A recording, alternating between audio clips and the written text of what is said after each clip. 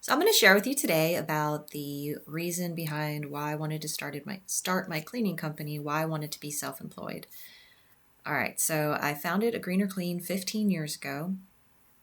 At the time, I was a new mom, had a baby, and was working full time. Cut back to a little bit better hours at work, but it just still didn't feel right. Um, I wanted to be more present, at home and just with all the responsibilities of trying to juggle being a mom and taking care of everything I wanted to at home it was difficult. So I had a friend at the time that worked with me at that job that I was just telling you about, and we worked in an office. So it took me 7 years of working at this business, and then going to school part time. It took me about 7 years. I got my associate's degree in business administration. I did various different things at the company, from answering phones to customer service and accounts receivable, business to business, like collections, stuff like that, and billing, invoicing, doing all the invoicing. So I had a lot of different, like a background in that. So for me, I've always enjoyed cleaning my own house, and I got this idea. So we found out that the company that we were working at was, of course, a lot of companies hire cleaners to come in and do the office, clean up the office. So we found out that, we had a cleaner, and it just got us thinking about it, like, oh, that will be kind of an interesting business to get into, like cleaning offices, and maybe in the evenings, weekends. And so the initial thought was a commercial cleaning company that I could run during the like off hours, right? So I could be home during the day with my child and then work nights and weekends cleaning. And then, of course, hire employees and, all of that. So I had this friend that I was working with, and we wanted to partner up and do this together. I don't know if it was because maybe I was just kind of a little nervous going out on my own and doing this whole business thing by myself. I'm like, I don't know, why did I want to do this with my friend? I'm not sure. I can't remember. I'm trying to go back in time and think about why. I don't know.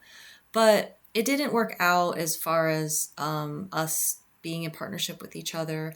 I had drawn up an agreement, and we, didn't agree on certain things that I was willing to step away from my position there at the company and really focus on building, the cleaning business. But she wasn't willing to do that. She wanted to do both, kind of work and then, So I had a different idea on how I wanted to do things. So I said, you know what, it's okay. I'll just do this on my own. I don't need anybody. And so I've always had the support of my husband, and he has always been supportive of helping me with things I needed help with. So I wasn't completely alone doing it all by myself.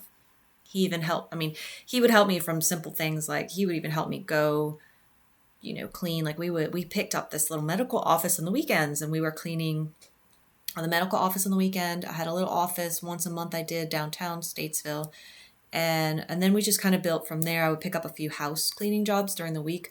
I quickly found out that commercial cleaning jobs were a lot harder to obtain than cleaning someone's house. And so things shifted a little bit from, that whole idea of just doing the commercial cleaning to, okay, well, we could do both. And, it was really hard at first trying to get enough business to pay myself what I needed to make. And I had done a few deals with, let's see, I did what was called Living Social Coupon, this deal.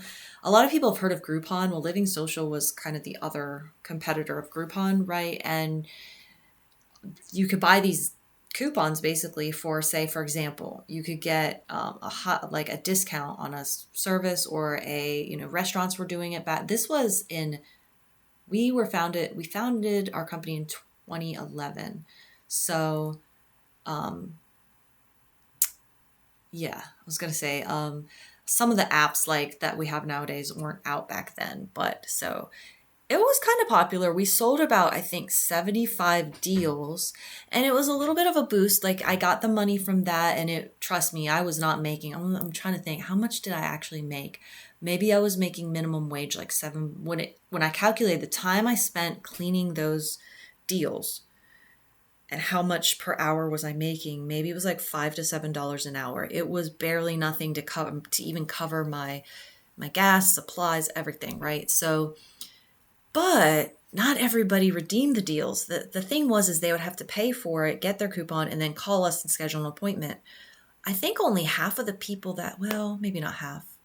If we sold about 75 deals, I think I may have made, I don't know how much money I made from it, but there was probably at least a dozen, maybe 10 to 12 people that never redeemed their deal. This was 15 years ago, so I don't even have the information from that deal, but so I did gain a few repeat clients from having the deal and was able to recoup my costs, and everything was fine. Would I do anything like that again? No, absolutely not. But it was an interesting learning experience, right? Yeah. So anyway, it was a little kind of slow going, trying to hire employees, and I didn't know what I was doing. The only groups I can think of that were around back then, I'm trying to think, what was it? There was a couple of groups, and I can't remember if it was I don't think it was LinkedIn. There was some chat forums for cleaning. I can't remember the platform at the moment off the top of my head, but now I'm in a ton of Facebook groups for cleaning business owners, and the different softwares that I use. I use this platform called Jobber, and I'm in a couple groups for the Jobber users. So there's so many resources today. And I would love to I'm going to do a separate video on some of those resources for people out there that are interested in starting their own service company, whether it's cleaning or, something else.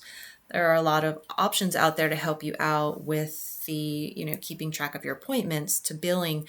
I do all of my credit card processing for my clients through my booking app, the Jobber app. So there wasn't a ton of support 15 years ago as far as the amount of community groups there were online. I was in a couple, but I was doing a lot myself with trial and error. So I would make a mistake and learn from my mistakes. I had hired a few people, and there were some interesting stories I could share from back then, but not right now.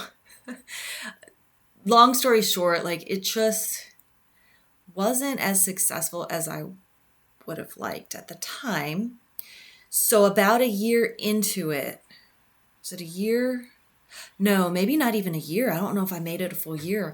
I actually ended up taking a new full-time job. So I took a new full-time job, was in, I think, 2012. So my daughter was born in 2013.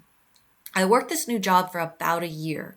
I got pregnant with my daughter shortly after, and I didn't plan it this way, but it just so happened. And looking back, I'm glad that it happened this way, because I was able to get healthcare with my new job. So I had an insurance plan that was paid for by the company I was working for. And so when I got pregnant with my daughter, I had insurance, and that was great. So when and during this time, we still had a few cleaning accounts. So we were servicing them. I was working full time at this new job, trying to service some of the cleaning accounts I did have, I was holding on to.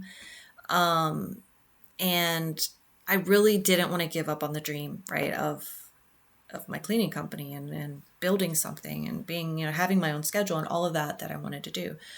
And so when I was getting close to my due date with my daughter, having a conversation with my employer at that time, they were concerned about me missing work due to having a new baby. And I was very honest. And that's one thing about me. I like to be upfront with people. I'm not someone who, for personal gain will, lie about things or try to, I like, honesty is just something important to me.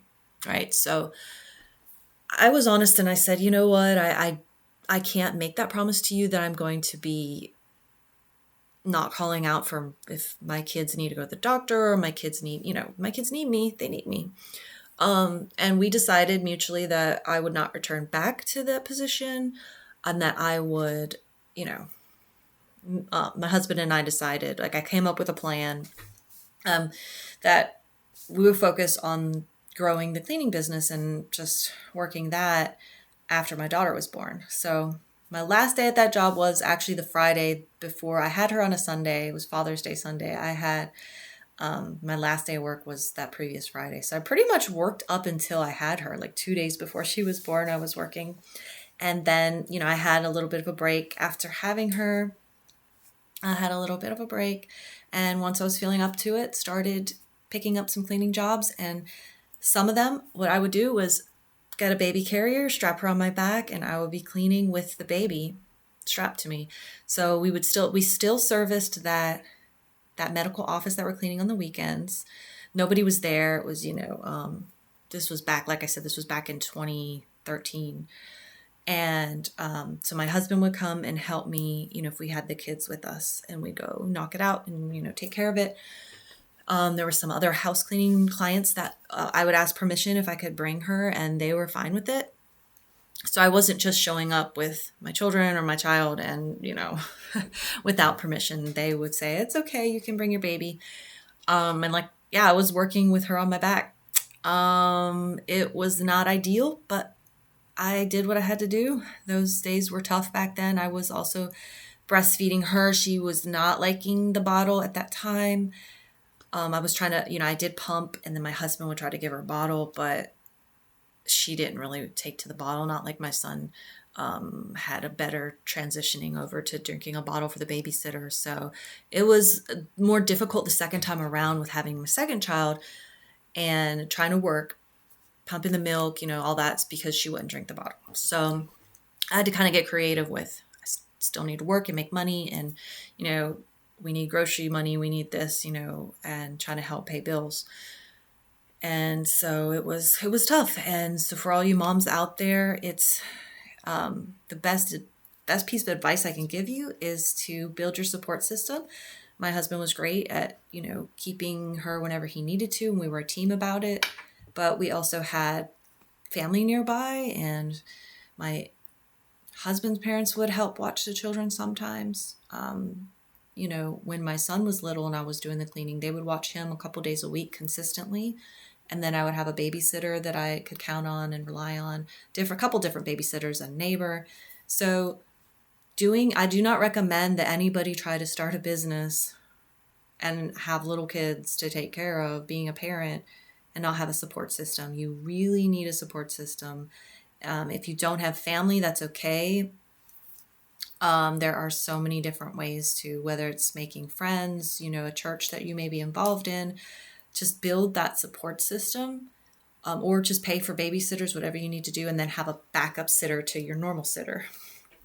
But it is totally doable to be a mom and start a business. Like I said, if you just have the right support in place, it will be less crazy. I don't recommend bringing your baby to work, but I did what I had to do. So yeah, those are back in the old days. Like I said, we were founded 15 years ago, and a lot has changed since then. I have a great team of ladies that I have hired over the years. Some have stayed with me many years. Some come and go. That's just another thing that you have to get used to. If you want to be a solo service provider and you don't want employees, that's fine too. For me, I always knew I wanted employees. Since the very beginning, I started hiring. I started, getting people to come help me. It was not anything that I wanted to do all by myself. So eventually I knew I wanted to manage the company, grow the company, and work on, for example, I do my own payroll, bookkeeping. I use QuickBooks Online. I do have a CPA that I use for as far as my taxes and the more complicated things. But the day-to-day bookkeeping, I take care of myself. I did take a lot of accounting classes when I was going to community college and getting my degree in business. I was initially an accounting major, and then I switched.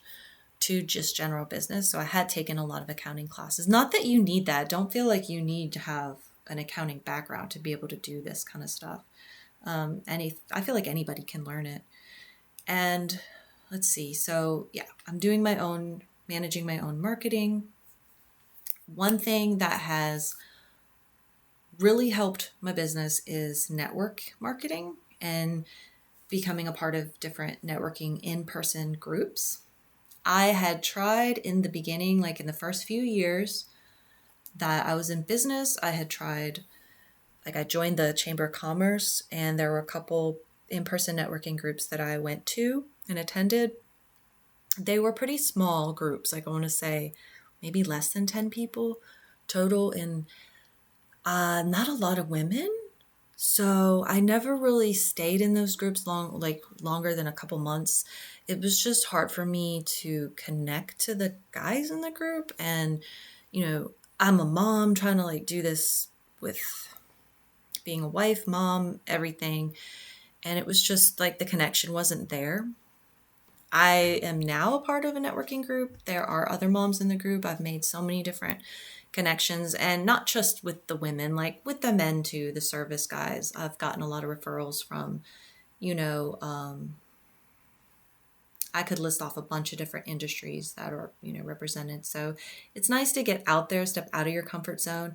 I don't think I was ready at the time back then to really, I don't know. So many things I've gone through over the last 15 years, right? It's just all about personal growth. That is the number one thing that's going to propel your business, is that you grow as a person. Individually, it's going to help you professionally. So I was I was super shy. Back then, I didn't want to go talk to somebody or give my elevator speech or my little 45, 30-second commercial and do all that stuff. But I forced myself to do it. Let's see, about 2 years ago, I had joined a BNI group and, just forced myself to get out there and do those things. And it helped tremendously. I'm still not super outgoing person. I don't really enjoy just walking up to people, and, cause I'm still a little bit shy. So, but not like I was before, where it would prevent me from doing these things, right? Prevent me from going and, talking to other business people and growing. So yeah, but to go back to the beginning, I started, the whole reason why I wanted to start my own company was to set my own schedule. I wanted to be the boss as far as what my work schedule is going to look like, and not have to worry about this thought of I'm going to get fired because I've called out of work too much, because I need to be there for my family and do this for my kids. So it's really been, it's been great. The last few years has been, is as far as the flexibility part, right? So I've taken vacations. My teams have just handled everything while I'm gone. I don't have to worry about that. But in the beginning, it was tough. In the beginning, it was real tough because I was out there doing the cleaning as well, working side by side with, my employees, and, trying to build something. And so when you're in that building phase in the beginning, whether it's you don't have your processes down yet, you don't have your systems built, you don't really know what you're trying to feel things out. Okay, is this how I want to do it? A lot of trial and error going on. It was hard. So that was my why, is, my family and wanting to spend more time with them. I am glad that I did not end up being in a partnership, because looking back, I'm like, I don't think it would have worked out. It probably would have ended very badly. I like being able to be creative, come up with an idea, and just execute on it. I have met a lot of people that struggle with the execution. I think that sometimes I execute a little too fast, and like I need maybe probably to kind of slow down a little bit. And oh well, nobody's perfect, right?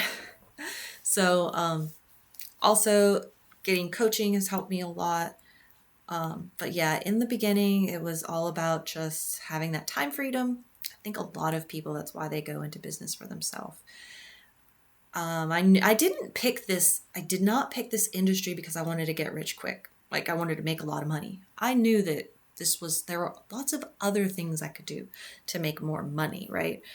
but I enjoyed helping people. I still do. I really enjoy helping people. And it's very fulfilling when, you know that your service has resulted in somebody having less stress and somebody being able to come home to a clean home and just relax and breathe better and like that. It really feels good. So I'm glad like I picked something simple. I didn't want to get into anything too complicated. Cleaning to me is just pretty simple, straightforward. But I try to put a lot of heart into it. So yeah, follow us, subscribe, check out more of the videos if you're interested in starting your own cleaning business. If you're just interested in hearing our story and everything we've been through. If you have another service business you're running, but I'm going to be making some more videos on like just everything just interesting things we've gone through, different things that have helped our business, maybe helped with our leads, helped with, marketing, advertising, all of that, the different struggles that some small businesses may have. I'm going to try to make a few videos on that. Hopefully it'll help somebody out there. So if you made it this far, thanks for listening and bye.